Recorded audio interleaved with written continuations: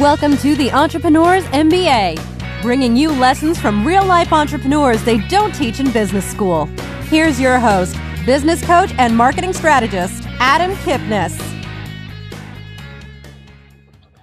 Welcome, everyone, to the Attract Clients Now podcast. I'm your host, Adam Kipnes. Thanks for being here every week, where we learn from successful entrepreneurs how to grow your business and, most importantly, how to attract clients now. Every business needs new clients to survive and thrive, and a great first step to getting new clients, recommend you download my free ebook at freebookfromadam.com. It is 8 steps to adding more clients without spending money on advertising. It's step by step, it's easy to do, and you can follow it. Recommend you go there and get that book. Today, I am super excited to have our guest, who's been a successful entrepreneur for over 40 years. He was one of the original sharks on the Emmy award-winning Shark Tank.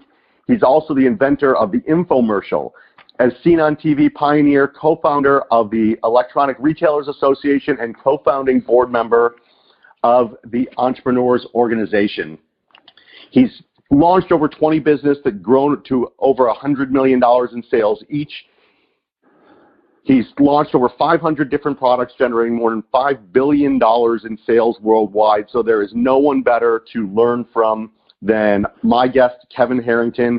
Kevin, I appreciate you taking the time to talk to the listeners today. Adam, thank you, man. It's great to be here. It's a great week for. Hey, every week's a great week for entrepreneurs, I think. So looking forward to hanging out today. Definitely. And for all of you who know Kevin or want to learn more about Kevin, definitely go to kevinharrington.tv. Great information, great ideas, great nuggets for you on his website. And Kevin, you're well known for Shark Tank and to a lot of people for the infomercial that you really created that entire space back in the 80s. But how did you personally get your start as an entrepreneur? So thanks, Adam. I'll say that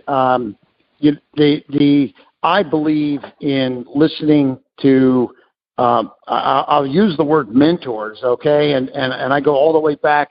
You know, when I was 11 years old, my first mentor was my father, and so my father started out. I'm one of 6 kids. I didn't come from a wealthy family. It was the blue collar upbringing in Cincinnati, Ohio. My father was a bartender, and he saved up enough money to own his own place, and it's called Harrington's Irish Pub. And I started working when I was 11 years old inside his places. And as I got a little older into my teens, he said, "Kevin, you need to own your own business, get your own source of income." So I saw him doing it. I started doing it, and I started a driveway sealing business when I was 15 years old in high school. So I was a young lad knocking on doors and sealing driveways. And so I say that I was lucky to have a father who, my first mentor in my life, that pushed me and said, you need to have the drive to own your own business. And then, I could go from there, but I don't want to interrupt your flow of questions, but that's how it all started. And then in college, I had another business, and then things took off, and eventually it became the infomercial industry. So that's a story unto itself also. But I just, to answer your quick question, how did it start? I was fortunate enough to have a father that mentored me and pushed me to be an entrepreneur. And I hear that a lot. There's always somebody that was the catalyst. And for you, it was your dad. And, for me, it was mentors and other folks that I saw. And I had the opportunity to start a business in Europe. That's sort of a long story.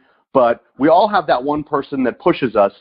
But you also mentioned that you had to knock on doors. And getting in front of more people and telling your story is probably the hardest part of being an entrepreneur. But you took it in a different direction, and you went an electronic channel before electronic channels were really big. What made you take that step to go electronic versus face-to-face when you started the infomercials?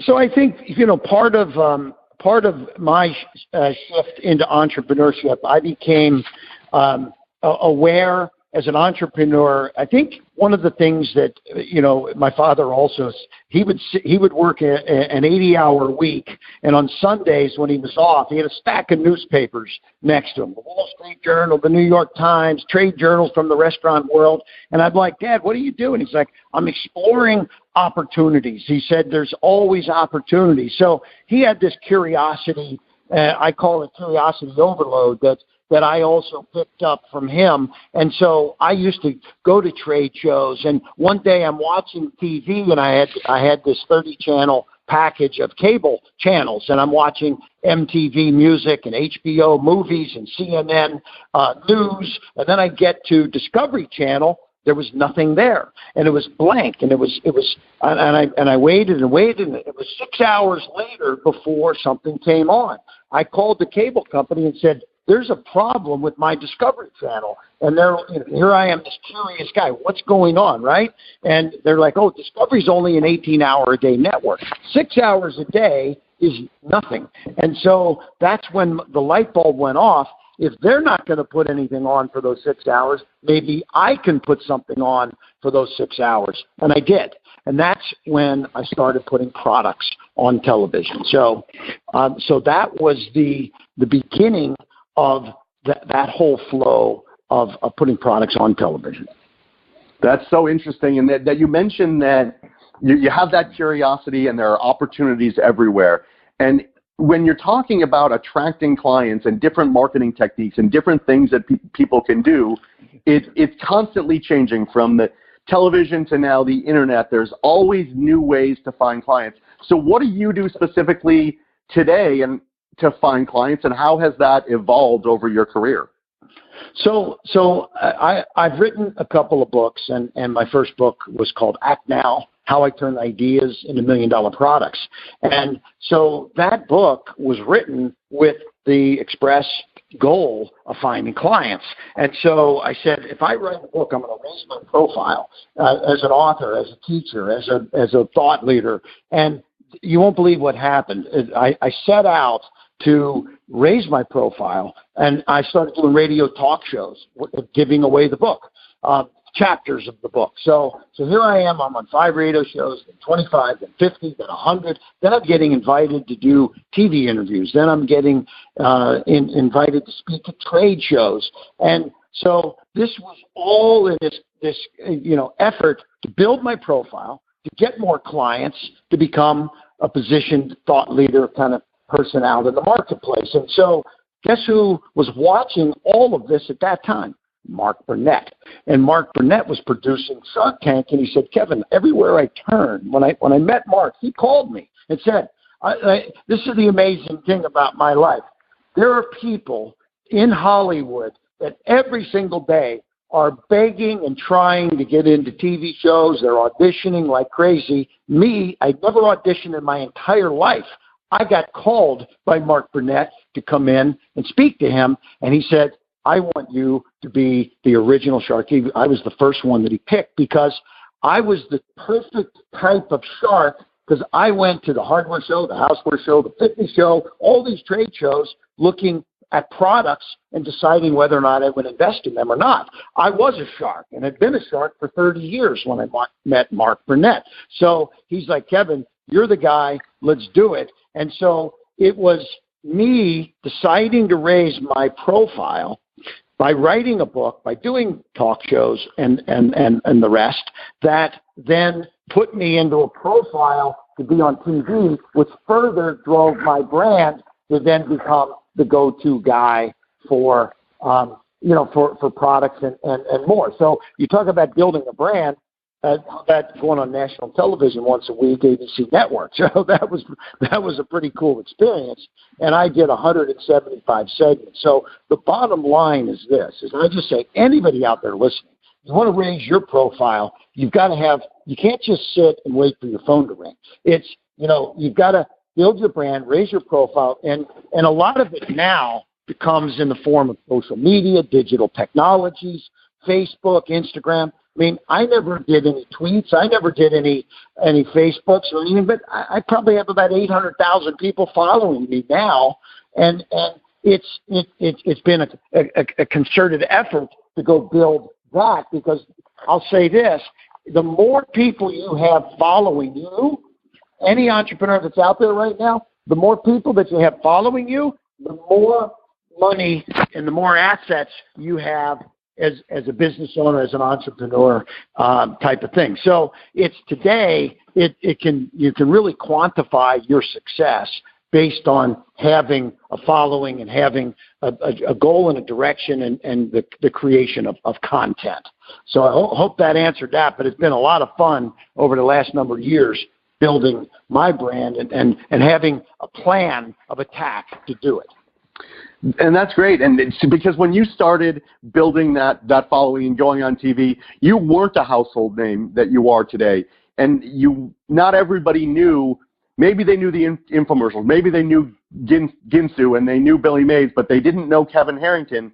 And so you started from the place that a lot of entrepreneurs do, where you were successful, but not everybody knew about it. And so you went and did it, but it probably wasn't always easy. So what mistakes did you encounter or did you make along the way, and how did you learn from them to grow and continue to get more exposure? Well, so, I mean, look, I think it was funny because here I was on Shark Tank, and I started getting these invitations to go speak. And what I didn't realize in the very beginning, two things. Number one, speaking is actually a business unto itself. So it's a profit center. So in the beginning, it took me about a year before I even hired a speaking agent or or tied up with a speaker's bureau. So here I am on national television as a business thought leader and a shark, and people are calling me to speak, and I'm turning them down. Like, well, what am I going to say? I don't have any, they want me to speak. Like, well, hey, what you have to do is turn it around and say, well, yeah, I'd love to speak, and this is what I charge, okay? Because I finally, my son had he went to grade school, and one of the girls in his class, his mother worked for Microsoft, and the girl at school said, my mother would like to talk to your dad, and I talked to her, and she said, oh yes, I got 150 senior executives from Microsoft getting together. We'd love to have you come speak. And I said, yeah, you know what? She said, we'd like to hear some of your entrepreneur stories, because these are inside executives that want to think more like an entrepreneur. So I said, I'd love to do it. I went out, did it, got a standing ovation. They loved it. And as I'm leaving, she says, Kevin, she said, I kept waiting for you to tell me what your fee was before you accepted to come. But, I just want to tell you that this was amazing what you just did, and you should be charging for this, okay? And so I'm like, why am I leaving money on the table? So I'm an entrepreneur, and entrepreneurs generally don't leave money on the table. So then I started down the path of, okay, I'm going to speak, but I'm going to use it not only to get paid, but to build my brand, and then also to get business from those events. So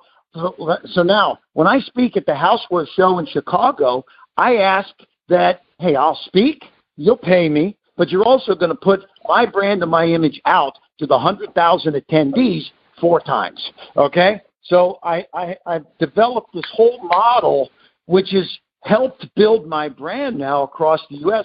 Yeah, I've been on Shark Tank, but now I do 30 trade shows a year that are promoting me as somebody that they need to come listen to. So the Houseware Show, the Hardware Show, the Fitness Show, the Beauty Show, the Golf Show, the Fishing Show, you name it, I'm getting promoted. And so this was another step in the evolution of building my brand that's been very, very powerful.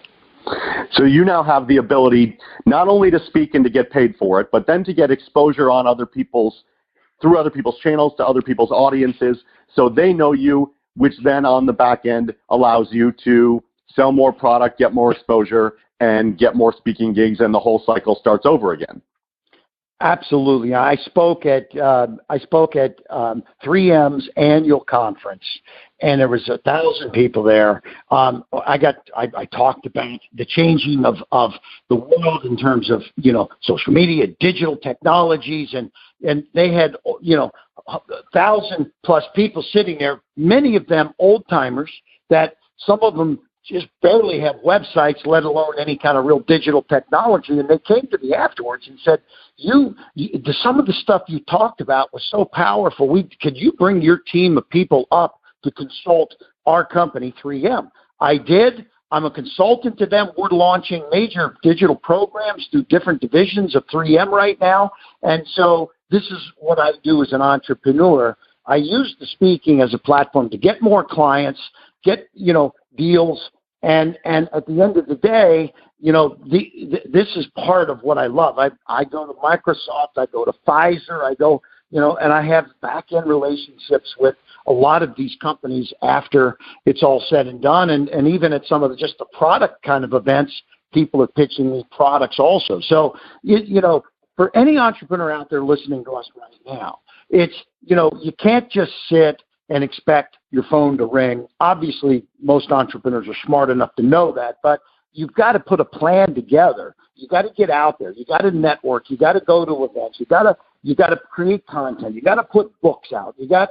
I've got 3 or 4 books I'm working on right now.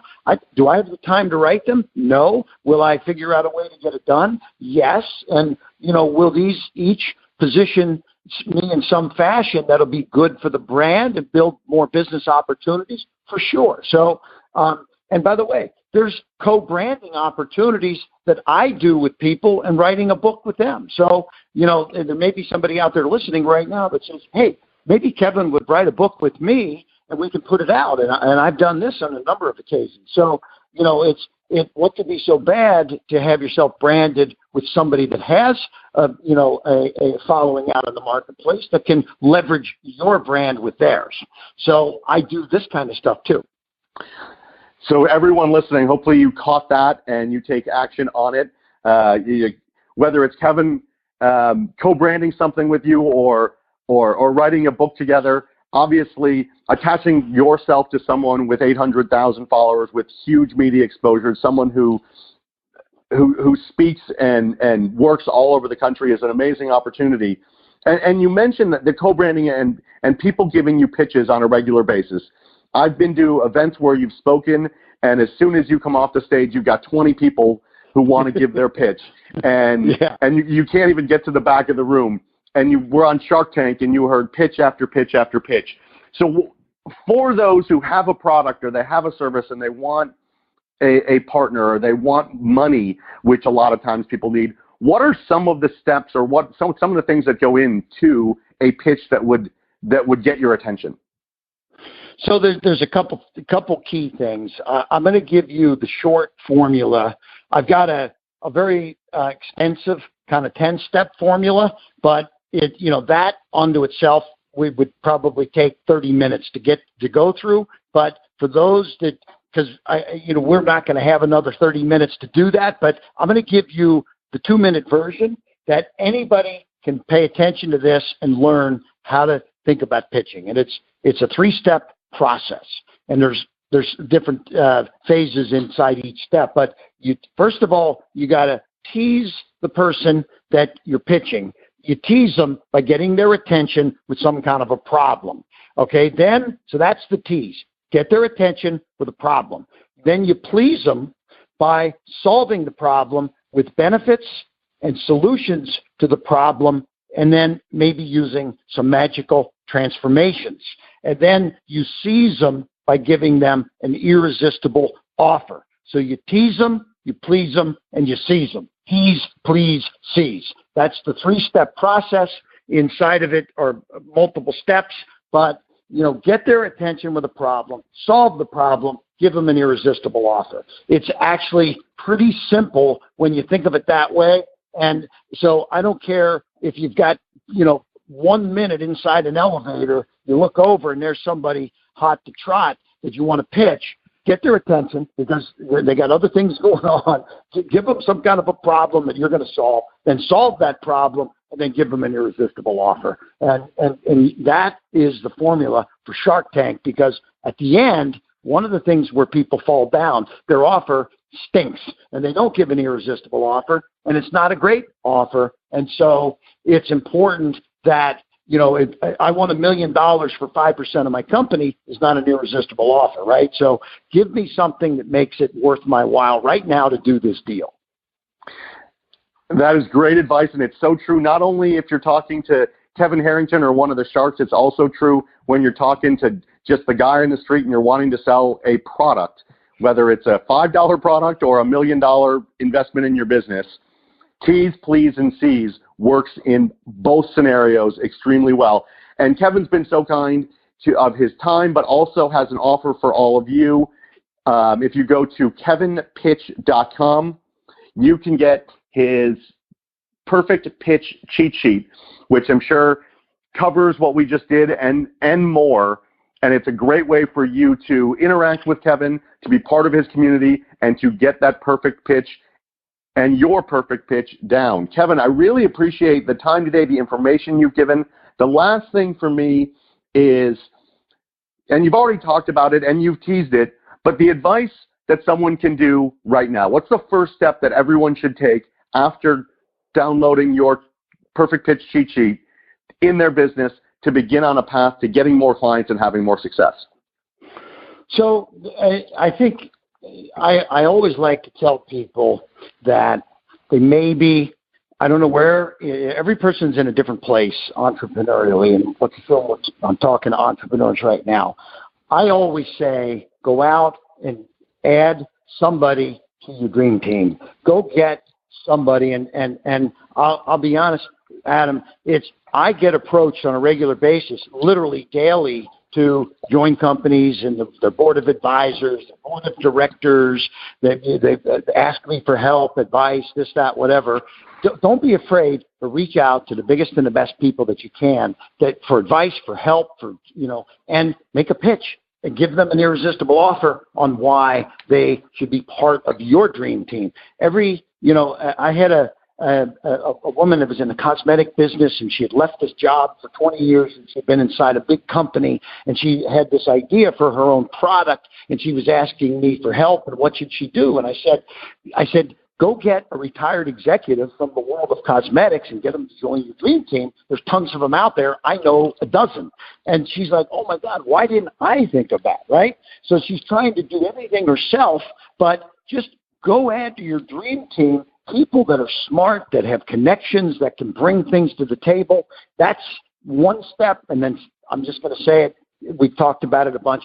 Go create some content that you can put out to the marketplace and start building your brand in a bigger fashion. So those are two things. Go build a dream team and go add some content to your brand so you can keep building and making things happen in a big way. So hopefully those are two big giveaways that we can leave people with. And if they go to kevinpitch.com, they also can get the cheat sheet and get started on the path to creating a perfect pitch. It's kevinpitch.com, by the way. I'm sorry. Thank you, Kevin. I appreciate it. And to all of our listeners, you just learned from one of the best in the business on pitching and attracting clients now. Thanks, everyone, for listening. And thanks, Kevin, for your time today. I really appreciate it. You bet. Great being here, Adam. Thanks, and more power to you. Take care. We'll see you on the next one. Thank you. Bye-bye. You've been listening to the Entrepreneur's MBA. Download Adam's free book, How to Make More Money in Your Business, at www.freebookfromadam.com.